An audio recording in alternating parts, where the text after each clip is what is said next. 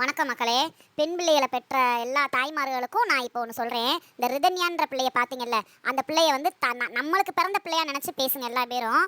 அதனால் இனிமே எல்லா குழந்தைகளுக்கும் வந்து பொம்பளை பிள்ளையில தைரியமாக இருங்கன்னு சொல்லி பழங்க. அடக்கமாயிரு, ஒழுக்கமாயிரு, அங்கே போகக்கூடாது, இங்கே போகக்கூடாது, நீ பொம்பளை பிள்ளை அப்படின்னு சொல்லி வளர்க்காதீங்க. தயவு செஞ்சு எங்கே வேணாலும் பிள்ளைகளை தைரியமாக அனுப்புங்க. ஃபஸ்ட்டு நீங்கள் கொஞ்ச நாள் கூட போய் பழகுங்க. அதுக்கப்புறம் அதுகளையா போக விட்டு பழக்குங்க. அதுகளுக்கு தைரியம்னா என்னன்ற சொல்லி விட்டாங்க. ஆம்பளைய மட்டும் சிங்கம் இல்லைங்க, பொம்பளைகளும் சிங்கம் தாங்க. காட்டுக்கு ராஜாவே பெண் சிங்கம் தாங்க. அதனால பொம்பளை பிள்ளைகளை சிங்க மாதிரி வளர்க்க கற்றுக்கோங்க, சரியா?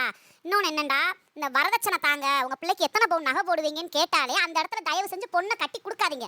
நகையே வேணா உங்கள் பொண்ணை மட்டும் கொடுங்கன்ற இடத்துல நகை போட்டு கட்டி கொடுப்போம். ஏன்னா எந்த தாயும் வந்து பொம்பளை பிள்ளைகளை வேற ஆளாக கட்டி கொடுத்து அனுப்ப மாட்டோம். நகை போட்டு தான் கட்டி கொடுத்து அனுப்புவோம். ஆனால் நகை கேட்குறவங்களுக்கு பொண்ணை கொடுக்காதீங்க. பொண்ணு மட்டும் வந்தால் போதுன்றவங்களுக்கு எவ்வளோ நாள் நம்ம நகை போட்டு கட்டி கொடுக்கலாம். இன்னும் ஒரு தடவை ரிதன்யா மாதிரி நிலைமை இந்த நாட்டில் உள்ள மக்களுக்கு, பெண்களுக்கு வரவே கூடாது. அதனால தயவு செஞ்சு இதை ஒரு உதாரணமா எடுத்துக்கோங்க. நான் வந்து எல்லாருக்கும் இதை ஒரு அறிவுரையா சொல்றேன். எடுத்துக்கிறவங்க எடுத்துக்கோங்க. என்ன பொறுத்த வரைக்கும் இனிமே பிள்ளைய நல்லா இருக்கணும், அவ்வளவுதான்.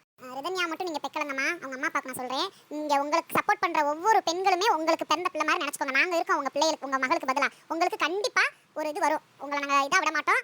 உங்க மகளை கொண்டவங்களுக்கு தீர்ப்பு கண்டிப்பா வரும்.